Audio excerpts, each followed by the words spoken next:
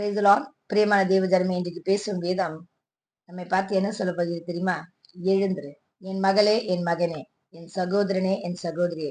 நீ இருக்கிற இடத்தை விட்டு நீ எழுந்திருக்காம இருக்கிறதுனாலதான் நம்ம வாழ்க்கையில சில ஆசீர்வாதங்களையும் சில அற்புதங்களையும் நம்ம இழந்து விடுகிறோம். So God is asking us to get up and to receive the blessings and the miracles which is being delayed in our life. வேதத்துல இளையகுமாரன் நமக்கு நல்லா தெரியும் இல்லையா? தகப்பன் இடத்துல இருந்து சொத்தெல்லாம் வாங்கிட்டு போயிட்டாருங்க. தகப்பனுடைய மனசு ரொம்ப நோகடிக்கும்படியாக வீட்டை விட்டு வெளியே போய் தன்னுடைய சொத்து எல்லாத்தையும் அழிச்சு எல்லாம் கெட்ட பழக்கங்களுக்குள்ள எல்லாம் கெட்ட ஃப்ரெண்ட்ஸ்குள்ள போய் he spoiled his name, he spoiled his character. எல்லாமே முடிஞ்சிச்சு. இப்ப எங்க இருக்காரு தெரியுமா? பன்னிகளை மேய்த்து கொண்டு பன்னிகளுக்கு கொடுக்குற அந்த உணவை சாப்பிட்டுட்டு இருக்கிறாரு. ஆனா அந்த இடத்துல அவர் யோசிக்கிறாரு. நம்ம சில வேலைகள்ல பாருங்களேன், நம்ம ஏன் இங்க இருக்கிறோம், நம்ம எதுக்காக இங்க வந்தோம், எதை செய்யறோம்னு தெரியாம ஏதோ ஒரு இடத்துல போய் மாட்டிக்குவோம். ஆனா அந்த இடத்துல அந்த இளையகுமாரனுக்கு புத்தி தெளிந்துச்சான்.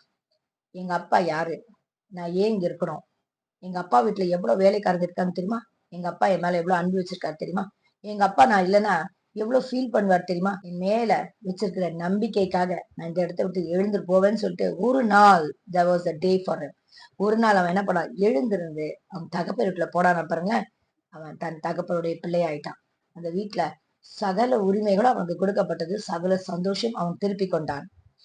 வேதத்துல ஒரு பெரும்பாடு உள்ள ஒரு ஸ்திரீ, ஒரு அம்மா இருப்பாங்களா, அவங்க கூட இப்படிதான், அவங்களுக்கு ஒரு சரீரத்துல ஒரு பலவீனம். அவங்க என்ன பண்றாங்க தெரியுமா, அவங்க தெரிஞ்ச நிறைய கை வைத்தியங்கள், நிறைய டாக்டர்ஸ், இப்படி நிறைய மருத்துவர்களை போய் பார்த்துட்டாங்களாங்க. அவங்க கிட்ட இருந்த எல்லா சொத்து எல்லாம் வச்சு வித்து எல்லாம் காலி ஆயிடுச்சான். அந்த ஸ்டேஜ்ல எல்லாரையும் பார்த்துட்டு ரொம்ப மன வெறுத்துல இருக்கும்போது ஒரு நாள் அவங்களுக்கு ஒரு யோசனை வந்துச்சான், நம்ம ஏன் இயேசுவை போய் பார்த்தா நல்லா இருக்குமே, இயேசு நம்மளை தொட்டா நம்ம நல்லா ஆயிடுவோமே, நம்மளுக்கு சுகம் வந்துருமேன்னு சொல்லிட்டு after 12 years she got that in her mind. அவங்களுடைய வாழ்க்கையில ஏதோ ஒரு இருள், ஏதோ ஒரு புத்தி தெளிவே இல்லை. ஆனா ஒரு நாள் பாருங்க, புத்தி தெளிந்து அவ அந்த இடத்த விட்டு எழுந்து இயேசு கிட்ட போனோம். she just touched her garments. ஆண்டவருடைய ட்ரெஸ் இருக்கு இல்லையா, அந்த வஸ்திரத்தை தொட்டாலாங்க, வஸ்திரத்துல ஒரு வல்லமை புறப்பட்டுச்சான். அவளுக்கு அந்த நிமிஷமே she was recovered. அந்த நிமிஷமே, அந்த நாழிகையிலே சொஸ்தமானலாம். ஆனா பாருங்க, 12 வருஷத்தை வேஸ்ட் பண்ணிட்டாங்க.